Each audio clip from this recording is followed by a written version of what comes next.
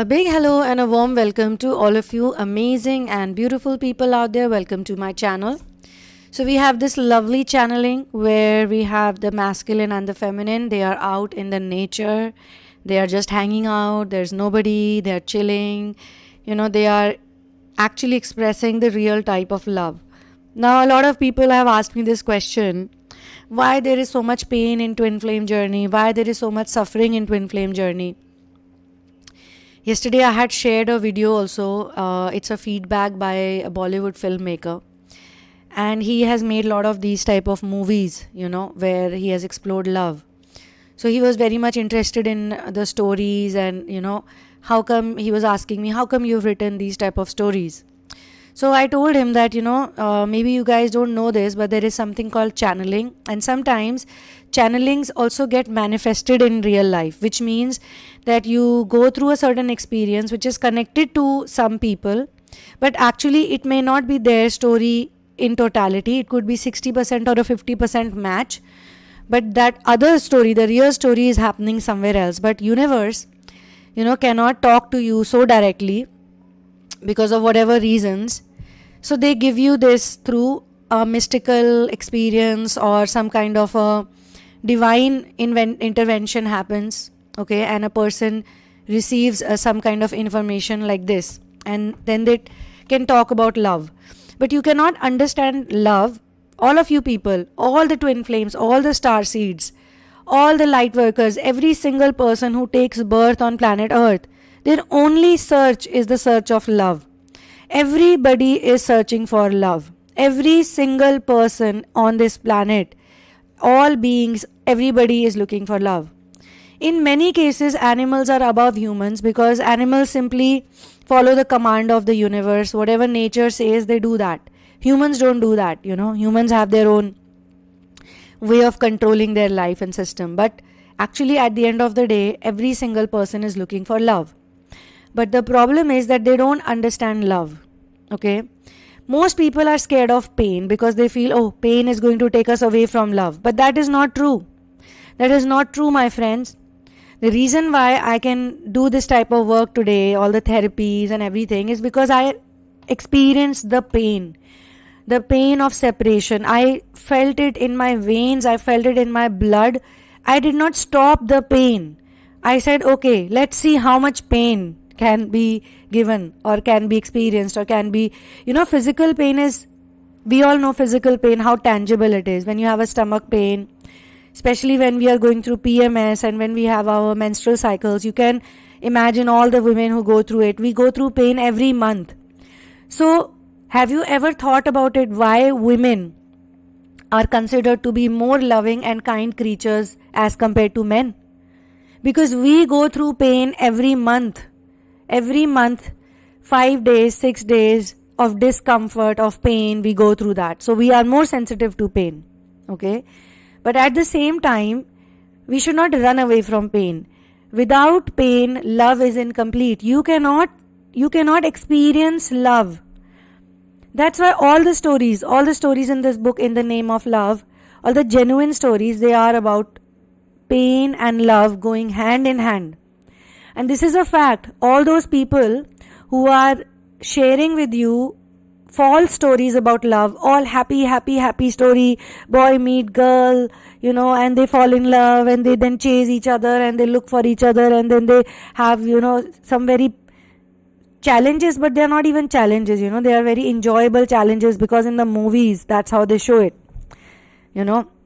and they go through these challenges. Some of the movies show violence and this and that. Action scene is going on. The hero is fighting for the heroine. Just to get the love of the heroine, he's fighting with 20 goons. All of that is being shown in the movies. Or fairy tale romance is being shown in the movies, in the novels, in the books. But they are not showing. They show this part, okay, there is a problem, there is a crisis, there is a testing and crisis situation. But they don't talk about runner-chaser dynamic, they don't talk about pain. Where is this pain coming from? The pain is attached with you right from the birth. Even when you are in the womb, has anyone ever thought about it? That a child who is in the same position, first it's a fetus, then it becomes a child, it's in the same position for 9 months. hands closed, body closed, eyes closed. All the source of food is coming from the mother's womb. In the mother's womb there is everything. There is shit is also there, water is also there, blood is also there. The child is just floating in every something, all of that mixed, all of that put together. Pain is there, the child is inside, stuck inside, okay? And as soon as the child is free, the child starts crying. In the womb you don't hear the child crying. There is a pain, but the child is still enjoying, because the child is not concerned with the outside world, with the search of love. In the womb, the child feels love. There are so many children, they don't feel love even in the womb. Just imagine about them. When they're constantly told, oh my God, why am I having this child? Why did I get pregnant? Pregnancy was a mistake. Or what if it's a girl child? What if it's a this child? Or what if it's a that child?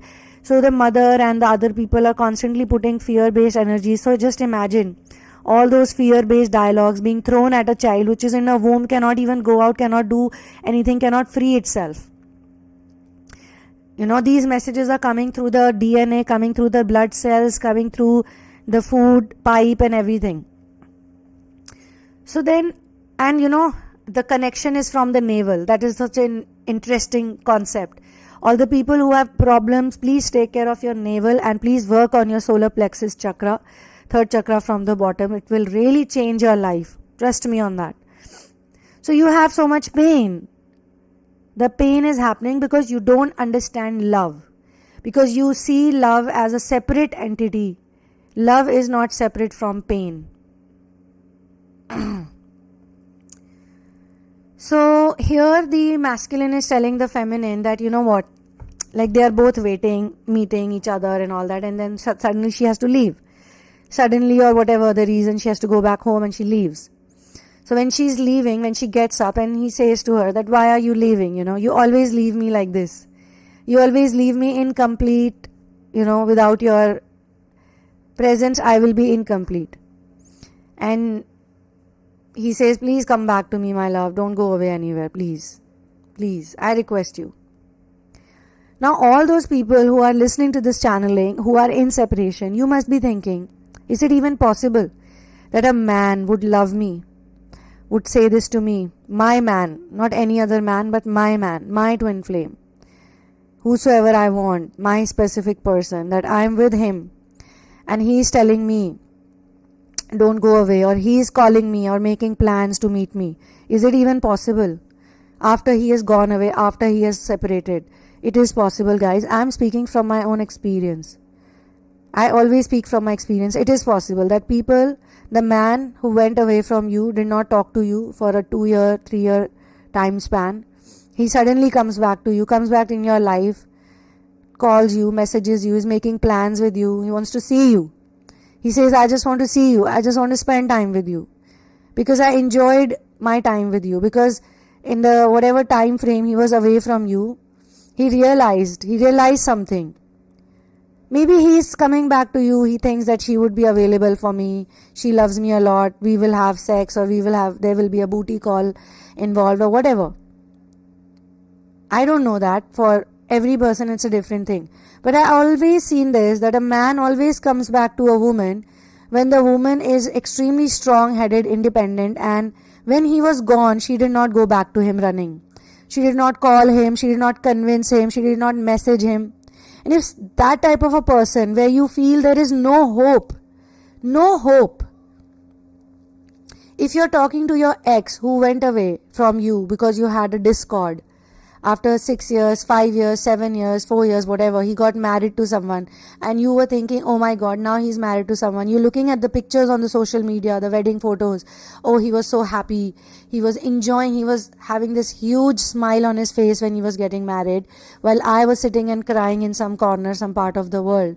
He must be having so much fun. He was so happy. All that while you were thinking he was happy. When you forgot about everything, when you do your inner work, you do therapy, you do inner work, you get yourself, like some people say, don't do readings. Of course, you should not be asking about the, predictions and all that. Because some of the predictions you already know, because you all are very intuitive. a person like me, what I'm doing for you is I am connecting you back to your intuition, and I'm trying to connect you back to your gifts. I'm trying to connect you back to your independent nature, which you have forgotten because you got scared of the pain. You got so scared of the pain. You cannot handle the pain anymore. You don't think that, okay, it's just pain, man. How long will it last? He went away. He left me for another woman. Okay. So what? Or for a job, or for money, or for whatever. Whatever reasons he left you for, they are superficial reasons. You know that. If you are intuitive, if you are independent, if you are compassionate, if you are kind-hearted, if you love the flora and fauna, and if you have a responsibility towards Mother Earth, if you think on those lines, then you know that the other person is running away because they are not that comfortable around you. Because you are not doing what other people do. You are not acting like the worldly world. So they will get a taste of you, which is amazing, which is delicious. But they don't consider themselves worthy enough also. Please understand. But because despite being so yummy and delicious, you're still acting like you're not. Because you don't know about that, right? So you don't know about your situation at this point in time. But I can say this with 100% confidence because it has happened with me not in 1, 2 or 3 cases. People who go away from you, someone gets married to someone else. You love that man, and 7 years later he comes back to you. 7 years later, 6 years later, I'm telling you, these things happen. He comes back to you and he tells you, I'm getting a divorce, or I got a divorce. I can't see my wife face to face. She tortured me. She made my life a living hell. And there you were thinking, he's so happy in the photos. You were like, oh, he's so happy, he's happy, smiling. Look at him, going for all the holidays. Because he's also chasing a dream of love, which he could not see fulfilling with you. He thought you're not the right person, but when he looked around for you, he could see that you are happier. People always come back to those people who are happier. People always share with people who seem to be better, in some way or the other. They know that this person can handle. Their disappointment only happens when they realize that it was not true. Like a person who really looks up to you, constantly puts you on a pedestal, thinks that you're some divine being. You start crying in front of them, they get so disappointed. They were like, oh my God, I thought this person is God. This person is a stone, doesn't feel anything, no emotions. This person is crying, how's that possible? There are some techniques which say don't cry. Why are you crying? Are you stupid? You're crying. Don't cry. There are some places they say you should cry. You should emote. So what should you do? Should you cry or should you not cry? Because the twin flame journey is so unique and niche that everyone cannot help you out with it. You got to be your own support system. The other day, there are, children, they come to me because I am an animal lover, and some of the children are also extreme hardcore animal lovers, and they've been like that since childhood, and I've always attracted these type of people, always. But I can see their weaknesses because I have been on those weak places too. I can see they are not getting acceptance because the family members think there's something wrong with this child. When the child comes to me and I give them some therapy, or I work with such people without any cost. Anyone who's animal lover, who is doing something for the animals, I work with them just like that because I enjoy it, because I feel that after all I am also working for animals. My mission, I love animals, it's my lifestyle. I love plants, I love flowers, I love greenery, I love water. If somebody else is also thinking on the same lines and they are going through oppression by their own family members, by their own society, by their own building people, just because a child is loving a puppy, a kitten, people are hostile. People are not hostile. Actually, the child is going through hostility within, because the child is scared of accepting itself. The child thinks that there is something wrong with me if I love a flower or an animal or a plant or a bird. Something is wrong with me, because that's the message they are giving to the child, that hey, leave all this aside, go and get a job, go and get a 9-to-5 job.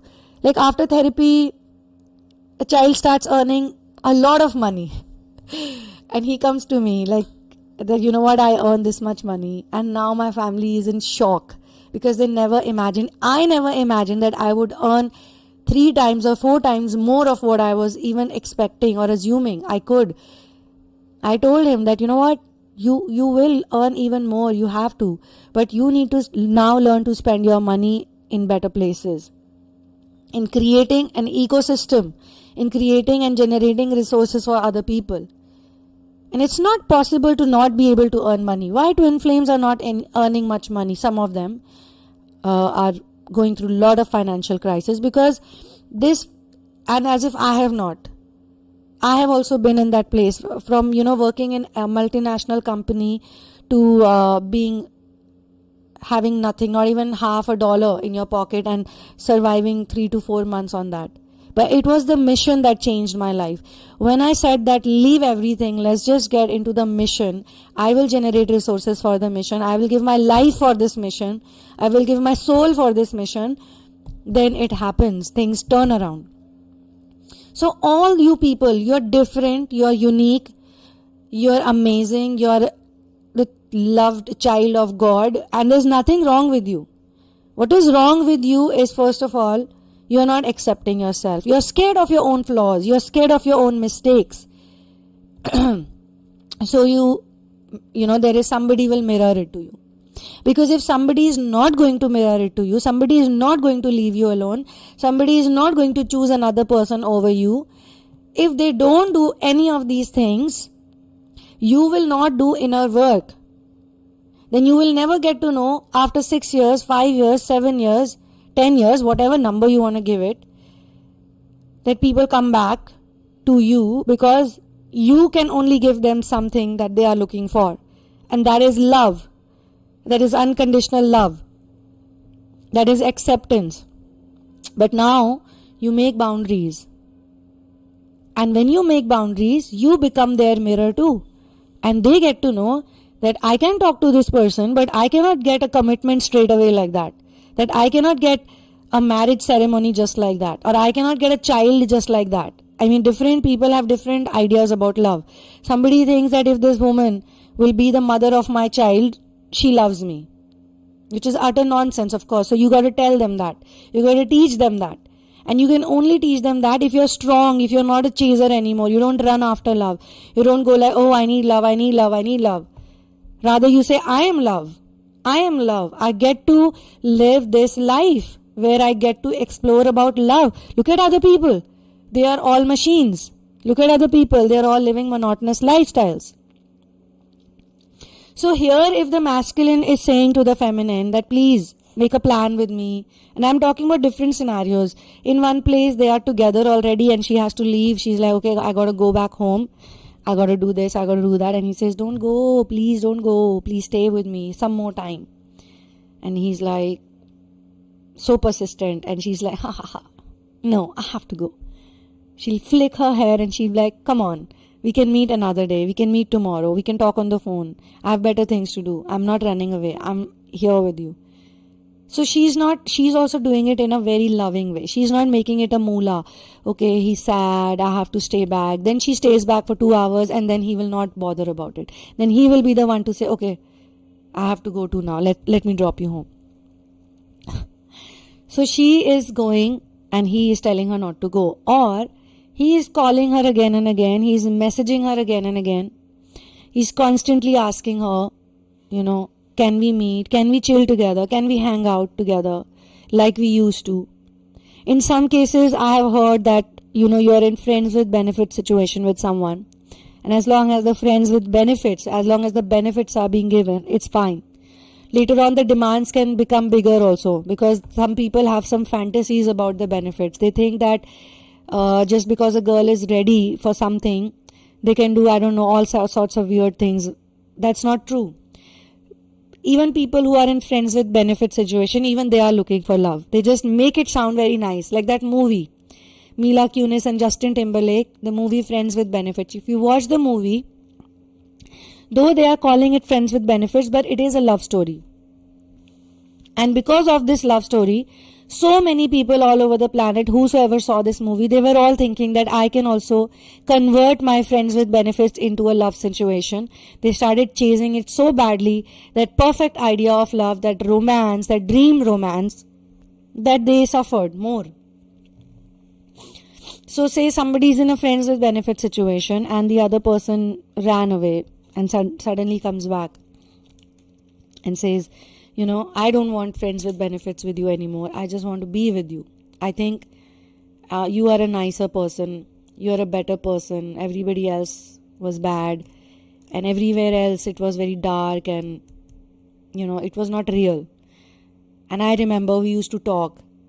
It was not just friends with benefits. It was talking, going for walks, going out to eat something, just talking, playing music. We did a lot of things. Now you are shocked that this person who walked all over me, who left me stranded, is coming back to me and telling me about the things that I hadn't even noticed, that he noticed, and he's telling me, that I am back to you because with you it was different. With you it was not only friends with benefits. It was much more than that. So how do people turn things around? That's because they don't care about it. And secondly, they just become very independent. They are not scared of being alone. They are not scared of living alone. They are not scared of working alone. They are not scared of anything, doing anything alone. They love to be alone. They love their solitude. They love their privacy. And if anybody has to become a part of their life,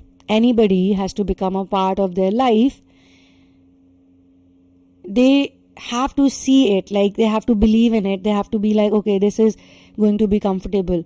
Now, I obviously support people who go into relationships, date for a long time, and then decide to get married. Because that then makes a lot of sense. And it makes totally, like, there's no common sense when you are in an abusive relationship, a negative relationship, a runner-chaser dynamic, a bad relationship, only friends with benefits or whatever, and still you want to be with that person. You're not giving time to yourself. You are in a hurry to get a commitment from a person. You are in a hurry to just get into a ceremony. You are in a hurry for all these things, but you're not in a hurry. You should be in a hurry to actually know about love, what love is. How will I get to know what love is? I want to feel what is love. I want to know what true love feels like. I also want to be like that person, who is telling me that this is possible. Like all the people who run away from you, they'll come back. I want to be in that zone. I want to be that confident. I want to be that confident person who is actually experiencing these things and then talking about it. Won't you want to be in that place where somebody calls you up, somebody makes plans with you, somebody persists, somebody convinces you? Because you are an independent person. You did not go after them when they did not choose you. You were like, okay, all the best, enjoy. I hope you have a good time. And when they come back, you say, oh, I'm sorry, you did not have a good time. Shit happens. And you realize that I was the one for you. But now I need to know, are you the one for me? And I'm not going to just jump into it just because you came back to me, just because we are going for dates, or just because we are having nice lunches and dinners and, whatever, phone communication and video calls. And it's okay. It's a part of any healthy relationship. If you have a healthy relationship, these are normal things. You go and eat out. Don't you go and eat out with your friends? Don't you buy them presents? Don't you call them? Don't you, find out how they are if you are friends with someone? In fact, you need to be careful when you make friends also. Like, if you get to know, you meet a person, they look exciting in the first meeting, second meeting. You feel that they have the same goals and missions like you, or they're doing the same things as you. You enjoy that and you start relying on them, depending on them. And then you realize, no, this person is not that type of person that I used to think. I'm not getting any support from them. I'm not getting any love from them. Even if I cry in front of them, they cannot give me a pat on my shoulder or just tell me, hey, everything is going to be okay, don't worry. If I am into a fight, they don't stand by me. If I am into a difficult situation, they are not there for me. It's all about them. If they can be so selfish make it all about them, then I got to be the same with these type of people. I'm not going to bother about them. I'm not going to turn around and look at them. They can do whatever they want to do. And I'm going to make an independent ecosystem where I only need the support of God, source, masters, my spirit guides. And if I have some, people on earth as well, I'm going to go for them to get support, but not go to these people who are purely selfish. Let me be professional. Let me get professional help then in that case. At least when you're getting professional help, you are sure that you're not going to attach yourself with that person so much. It's a job. They are doing a job and you're just taking a service. Sometimes you can do that. Or you can buy books, or you can read, or there is so much content online. It's amazing. When you're looking for content, there is so much content online. I learned half of the things because there was content online. Because somebody was out there to share their success story or their life story. Somebody was there to, say that I can heal this or I can fix that.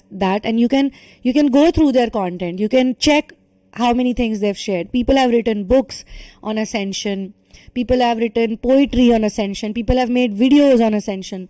Sometimes there are some very positive and uplifting music videos. You listen to that one song and your whole day is happy after that.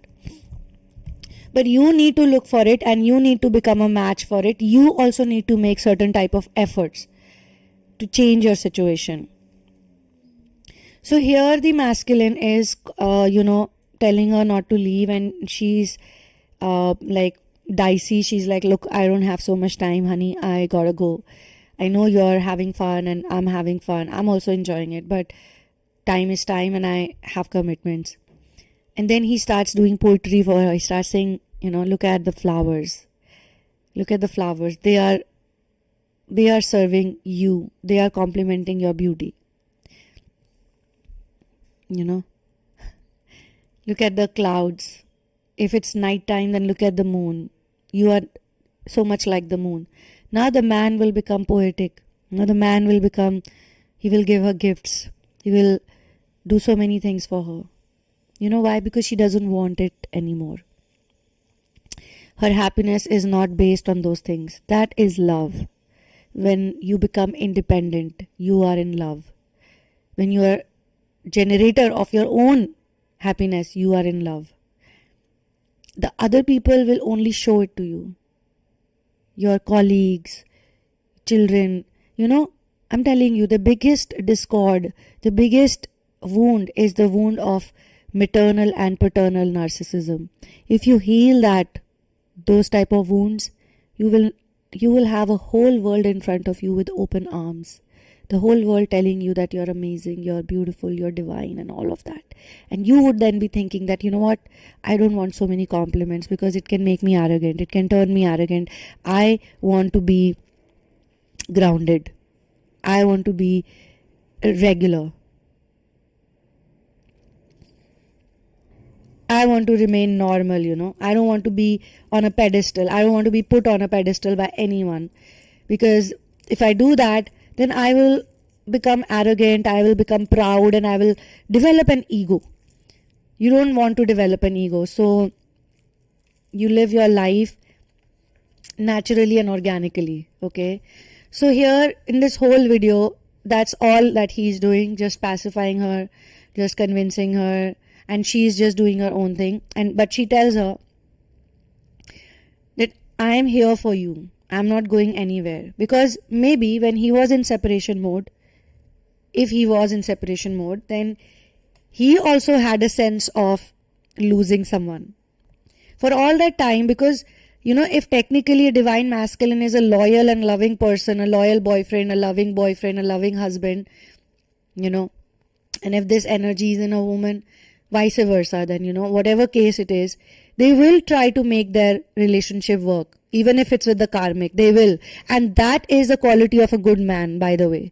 He's not coming to you while he's with the karmic, and while he's like, let me have some fun with her and you at the same time. Let me run this marriage. This marriage I cannot break.